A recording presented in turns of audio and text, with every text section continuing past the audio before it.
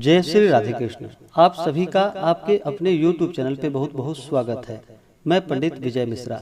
आइए आज आप सब जानेंगे आश्विन मास कृष्ण पक्ष वर्ष 2023 में एकादशी का व्रत कब किया जा रहा है। तो जानेंगे व्रत के शुभ मुहूर्त के बारे में, पूजन विधि के बारे में, पारण समय के बारे में, व्रत महत्व नियमों के बारे में। इस दिन खास विशेष करके किन कामों को करना चाहिए तो आप जानेंगे इन सबों के बारे में। संपूर्ण जानकारियां की प्राप्ति के लिए वीडियो को अंत तक जरूर देखें। आश्विन माह के कृष्ण पक्ष में पड़ने वाली एकादशी को इसे इंदिरा एकादशी और पितृ एकादशी के नाम से भी जाना जाता है। आप सभी भक्तों को इंदिरा एकादशी व्रत की ढेर सारी शुभकामनाएं। आप सभी के जीवन में लक्ष्मी नारायण की कृपा से आप सभी को सभी प्रकार के सुख और समृद्धि की प्राप्ति हो। लक्ष्मी नारायण आप सभी के इच्छाओं को पूर्ण करे। एकादशी का व्रत, जो कि प्रत्येक माह के कृष्ण पक्ष और शुक्ल पक्ष की एकादशी तिथि के दिन इस व्रत को धारण किया जाता है। हर व्रत का अपना अपना विशेष महत्व माना गया है। इसी प्रकार से आश्विन माह के कृष्ण पक्ष में पड़ने वाली इंदिरा एकादशी पितृ एकादशी व्रत का अपना विशेष महत्व माना गया है। जो भी भक्त सच्ची श्रद्धा के साथ, नियम और निष्ठा के साथ इंदिरा एकादशी पितृ एकादशी का व्रत करते हैं, इस दिन भगवान शालिग्राम का पूजन करते हैं और लक्ष्मी नारायण का पूजन करते हैं, तो उनके सभी प्रकार के पाप और ताप नष्ट हो जाते हैं। अन्य एकादशियों के व्रत के पुण्य से तो व्रत करने वाले को सर्व सुख और अंत में मोक्ष की प्राप्ति होती है, परंतु इस एकादशी का व्रत करने वाले के तो 7 पीढ़ियों तक के पितर भी तर जाते हैं। इंदिरा एकादशी व्रत करने वाला स्वयं तो मोक्ष प्राप्त करता ही है, वह अपने सभी पितरों का उद्धार करके उन्हें भी दिव्य लोकों में प्रवेश का अधिकारी बना देता है। इस एकादशी के व्रत और पूजा का विधान वही है जो अन्य एकादशियों का है।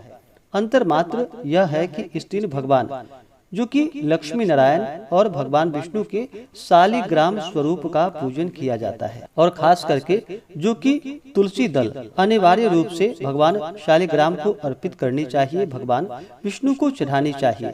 इससे अनंत फलों की प्राप्ति होती है। जो भी इंदिरा एकादशी का व्रत करते हैं, उन्हें अपने पितरों को सद्गति प्रदान करने के लिए चाहिए कि एकादशी के एक दिन पहले, जो कि 10वीं तिथि के दिन, प्रातः काल स्नान करके पितरों को प्रसन्न करने के लिए श्राद्ध करे और एक ही बार भोजन कर और रात्रि में एकादशी व्रत का स्मरण करते हुए भगवान विष्णु के, भगवान शालिग्राम के नाम का स्मरण करते हुए पृथ्वी पे सोनी चाहिए। और दूसरे दिन, जो कि एकादशी के दिन, प्रातः काल उठ करके नित्य क्रियाओं से निवृत्त हो करके गंगा नदी में या घर के नहाने के पानी में थोड़ा सा गंगा जल मिला करके स्नान करना चाहिए। शुद्ध वस्त्र धारण करके भगवान सूर्य देव को अर्घ्य प्रदान करनी चाहिए। उसके बाद भगवान से प्रार्थना करनी चाहिए, व्रत का संकल्प लेना चाहिए कि हे भगवान विष्णु, हे भगवान शालिग्राम, आज मैं निराहार रह करके समस्त भोगों को त्याग कर द्वादशी को भोजन करूंगा। हे पुंडरीकाक्ष, आप मेरी और मेरे संकल्प की रक्षा करें।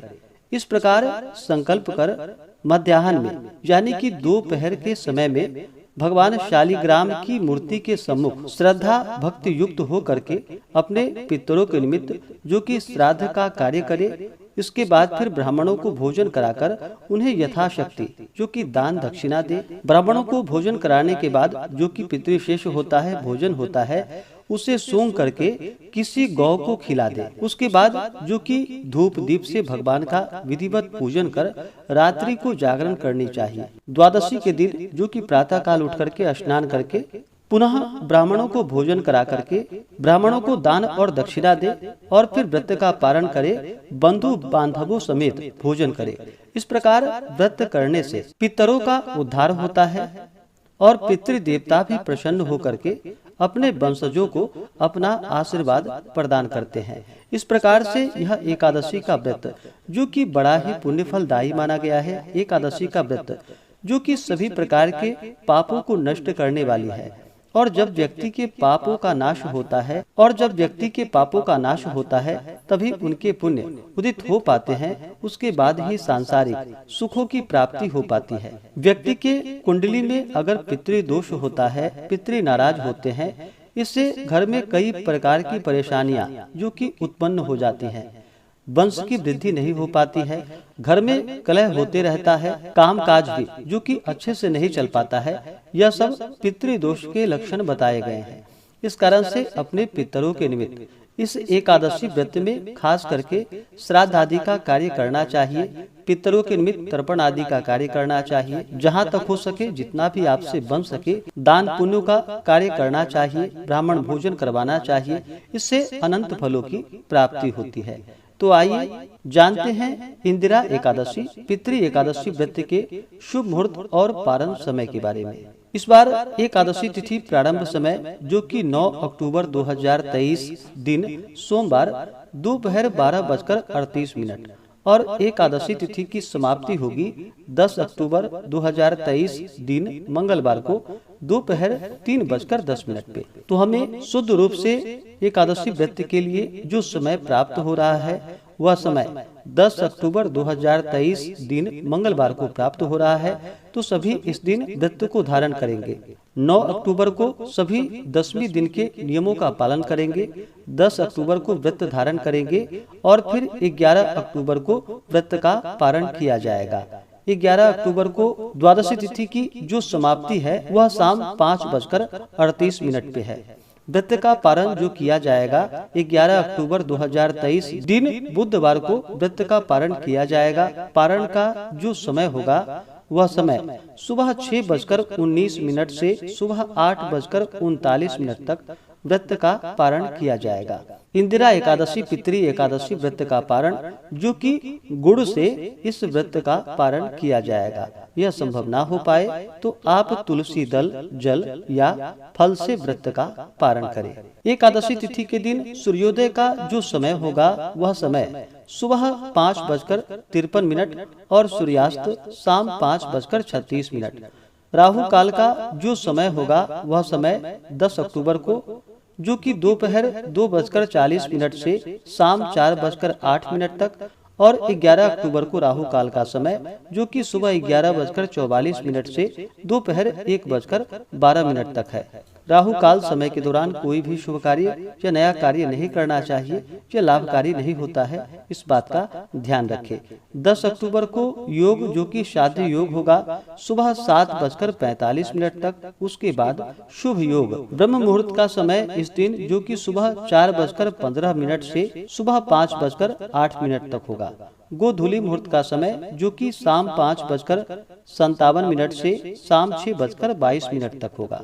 जो भी भक्तजन एकादशी का व्रत करते हैं उन्हें एकादशी व्रत के लिए जो कि 10वीं के दिन से ही व्रत में नियमों का पालन करना चाहिए। 10वीं एकादशी और द्वादशी इन 3 दिनों तक जो कि शुद्ध और सात्विकता का पालन करना चाहिए। तामसिक वस्तुओं का, नशीले पदार्थों का सेवन नहीं करना चाहिए। धर्म का आचरण करते हुए रहना चाहिए। इस दौरान किसी का अपमान नहीं करनी चाहिए। अपने मन में किसी के प्रति ईर्ष्या या द्वेष का भाव नहीं लाएं। धर्म का आचरण करते हुए ओम नमो भगवते वासुदेवाय, श्री कृष्ण गोविंद हरे मुरारी आदि नामों का जप करते रहें। इस प्रकार से भगवान अपने भक्तों पर अति प्रसन्न होते हैं और अपने भक्तों के सभी प्रकार के पापों को नष्ट कर देते हैं तथा सुख और समृद्धि का आशीर्वाद प्रदान करते हैं। इस दिन विशेष प्रकार से भगवान विष्णु का, माता लक्ष्मी का और भगवान शालिग्राम का पूजन करना चाहिए।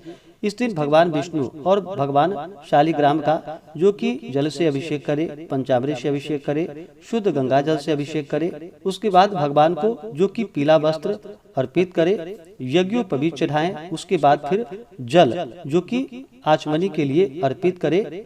उसके बाद भगवान विष्णु और भगवान शालिग्राम को जो कि तिल और यव यानी कि जौ भगवान को अर्पित करे, तुलसी दल अर्पित करे। उसके बाद पीला पुष्प, सफेद पुष्प या कमल का पुष्प अर्पित करे। पुष्पों की माला अर्पित करें, फिर धूप और दीप दिखाएं। अनेक प्रकार का नैवेद्य अपने श्रद्धा भक्ति भाव के साथ अर्पित करें। इस दिन विशेष प्रकार से भगवान को, जो कि गुड़ तथा तिल, अवश्य ही अर्पित करनी चाहिए। इससे भगवान विष्णु अपने भक्तों पर अति प्रसन्न होते हैं। तो अवश्य ही इस दिन तिल और गुड़ का भगवान को भोग लगाए विशेष करके।